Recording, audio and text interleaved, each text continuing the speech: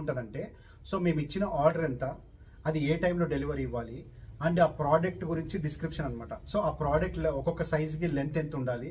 Suppose for example shirt length ఉందనుకోండి, shirt length ఒక 25 ఉందనుకోండి, సో పర్ఫెక్ట్గా 25, ఎం సైజ్కి 25 రావాలి, ఎల్ సైజ్కి 26 రావాలి, and shirt length, shirt chest, so ఇలా పర్టికులర్గా సైజెస్ అన్నీ, దాని సైజెస్ అన్నీ ఈ ఎంఓయూలో రాసుకుంటారు అనమాట.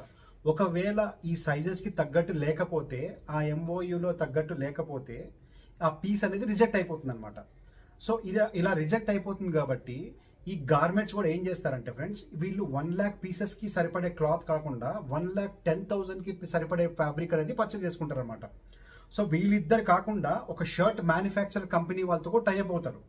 సో ఫస్ట్ ఏం చేస్తుందంటే, పెద్ద బ్రాండెడ్ కంపెనీస్ ఏవైతే ఉన్నాయో వాళ్ళు ఏం చేస్తారంటే, వాళ్ళకి డిజైన్స్ అనేది అన్ని ఇచ్చేస్తారనమాట.